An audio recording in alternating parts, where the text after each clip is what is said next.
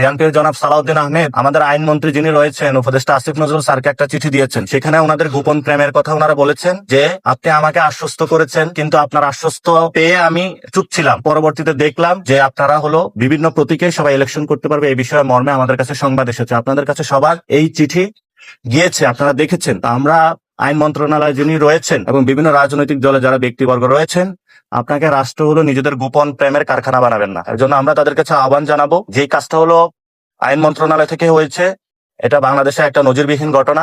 আমরা প্রধান উপদেষ্টাকে জানাবো যে আপনার উপদেষ্টা মন্ডলী যারা রয়েছেন তারা যদি বিভিন্ন দলের সাথে এই ধরনের গোপন প্রেম করে থাকে, তাহলে বাংলাদেশের গণতন্ত্রের যে যাত্রা সেটা ব্যাহত হবে।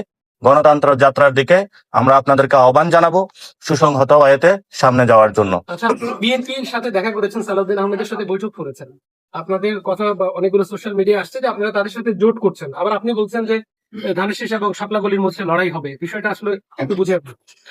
আমাদের এই পর্যন্ত কেউ বলে নাই যে আমাদের বিএনপির সাথে জোট হবে। আমাদের আহ্বায়ক মহোদয় আজকেও আপনাদের সকালে একটা প্রেস ব্রিফিং ছিল, সেখানে আমরা স্পষ্ট করেছি আমরা এককভাবে নির্বাচনের প্রস্তুতি নিচ্ছি, আমরা 300 আসনে প্রার্থী দিব। এবং এটাও বলেছি যে ছোট দলগুলা যে একটা সম্ভাবনা, বড় দলগুলা নিজস্ব প্রতীকের আন্ডারে এনে যে কৃষ্টি কালচার বাংলাদেশে আছে, এটার মাধ্যমে নতুন কোন দল সৃষ্টি হওয়ার সম্ভাবনা নষ্ট হয়।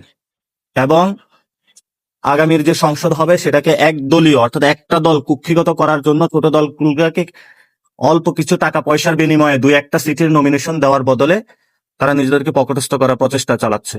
ইতিমধ্যে আপনারা দেখেছেন জনগণ থেকে সেগুলোর ফায়ারব্যাক এসেছে। জনগণ কাউকে নিয়ে ঝাড়ু মিছিল করছে, কাউকে নিয়ে জুতা মিছিল করছে, আবারই শুনতে পেলাম ভোলায় হলো মারামারি হয়েছে। সো এই ধরনের অস্থিতিশীল বাংলাদেশ আমরা চাই না। আমরা চাই সুন্দর একটি সবাই সবার প্রতীক নিয়ে নির্বাচন করুক। এবং আমরা ইনশাল্লাহ বলি যে আগামীতে বিএনপি এবং জামায়াত যে বড় দলগুলো রয়েছে সেখানে শাপলা করলে ইনশাল্লাহ বড় ফাইটিং জোনে থাকবে।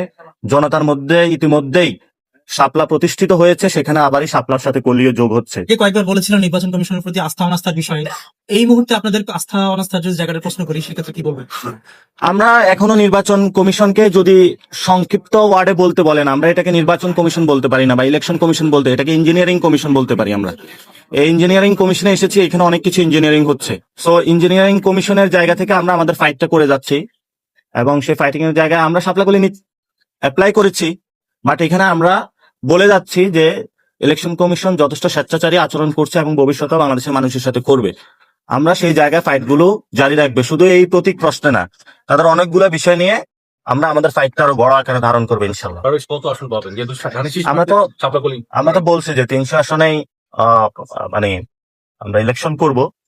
এবং আজকে সকালবেলা আমি এক রেস্টুরেন্টে খেতে গিয়েছিলাম, সেখানে হলো তার কাছে 25 লাখ টাকা চাঁদা চেয়েছে একটি নির্দিষ্ট দলে। প্রথম আমাদের নৈতিকতা জায়গার ভিত্তি থেকে যদি কেউ সংস্কারের বিরোধী হয়, সংস্কার যদি তারা আসে সেখানে আমরা ভেবে দেখতে পারবো, এটা হলো একটি বিষয়। আর বাংলাদেশে তো ধর্মীয় ফেসিবাদ কায়েম হয়েছে, সোশ্যাল ওয়েতে আপনারা মসজিদ গুলা দখল করা চলছে এবং জামায়াত ইসলামীর যে ধর্মীয় ফেসিবাদ, এই ফেসিবাদের তো আমরা সঙ্গী হতে পারবো না। আবার বিএনপির যে চাঁদাবাজি সন্ত্রাস, এটারও সঙ্গী হতে পারবো না। ফলত আমরা চাই দুইটি দলে আগামীর পার্লামেন্টে আমরা সংসদ করে সবাই থাকি, সেখানে সন্ত্রাস, চাঁদাবাজি, দুর্নীতি এগুলো না থাকুক, ধর্মীয় ফেসিবাদও না থাকুক, একটি সুন্দর বাংলাদেশ আমরা প্রত্যাশা করি। সেই প্রসেস বা জায়গাটা নিয়ে আমরা কাজ করছি। আপনি কি জোটবদ্ধ হবেন? আমরা আপাতত এখনো জোটের কোনো চিন্তা করি না, তবে আমরা বলেছিলাম যদি বিএনপি সন্ত্রাস, চাঁদাবাজি, দুর্নীতি এগুলো ছেড়ে আসে এবং সংস্কারে তারা পক্ষে থাকে, সেটাও আমরা ভেবে দেখবো। আর যদি জামাত ধর্মীয় ফেসিবাদ এবং ধর্মীয় যে বিভাজনের সৃষ্টি রাজনীতি বাংলাদেশে করতেছে সে জায়গা থেকে সরে আসে, সেটাও আমরা ভেবে দেখবো। তবে আমাদের প্রাইম কনসার্নের জায়গাটা হলো চাঁদাবাজি, সন্ত্রাস এবং দুর্নীতি, বাংলাদেশে যে ধরনের গডফাদারদের রাজনীতি, এটির বিরুদ্ধে আমরা দাঁড়াতে চাই। বিএনপি যদি এখানে সরে আসতে পারে তাহলে সেখানে ইনশাল্লাহ কথা হতে পারে, আর যদি সরে না আসে তাহলে তো আমাদের কিছু করার নাই। এটা এখন বল বিএনপির কোর্টে, বিএনপি কি ভালো হবে নাকি হবে না। লেভেল প্লেইং ফিল্ড এই মুহূর্তে ঠিক আছে কিনা, যেহেতু বিজেপির উপর হামলা হইলো গতকালকে, এই ব্যাপারে যদি কেউ তুলুন। না, লেভেল প্লেইং ফিল্ড তো এটা নিয়ে অনেক দলে আপত্তি জানিয়েছে, এটা ফুল আমাদের কাছে মনে হচ্ছে না। আর ইসির হাতে এখনো ক্ষমতাটা আসে নাই, মূলত আপনি ফুল এখনো ইসিকে বলতে পারবেন না। এবং বর্তমানে তো সরকারের কাছে যে বা জননিরাপত্তার জায়গাতে স্বরাষ্ট্র উপদেষ্টাই দেখছেন, তো সেই জায়গায় বাংলাদেশের নিরাপত্তা কিন্তু খুব নাজুক পরিস্থিতিতে রয়েছে।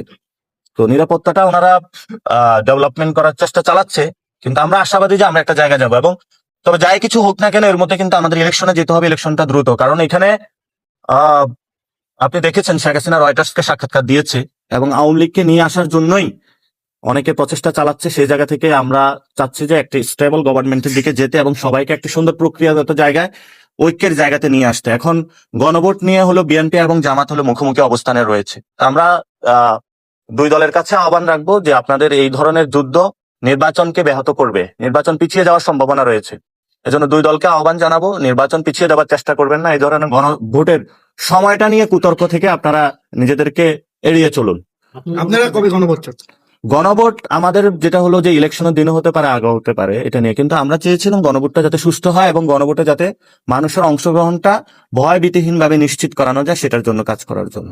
কারণ গণভোট আপনি আগে দিল যে উপকারিতা, গণভোট ওই ইলেকশনের দিন দিল একই উপকারিতা। কিন্তু এখানে কথা হয়ে থাকে যে গণভোটটা আগে হলে মানুষের মধ্যে একটা উদ্দীপনা, সংস্কার নিয়ে কাজ করবে, প্রচারণা বেশি করতে পারবে, সেটার একটা পজিটিভ দিক রয়েছে। কিন্তু আমরা এখানে ফ্লেক্সিবল। গণভোট ওই দিনও হলো যে ফলাফল আসবে, আগে হলো একই ফলাফল আসবে। ফলত যে ফলাফল একই, সেটা নিয়ে কেন দুই দল মারামারি করবে বা আমরা মারামারিতে অবতীর্ণ হবে? এটার কোনো যুক্তিগত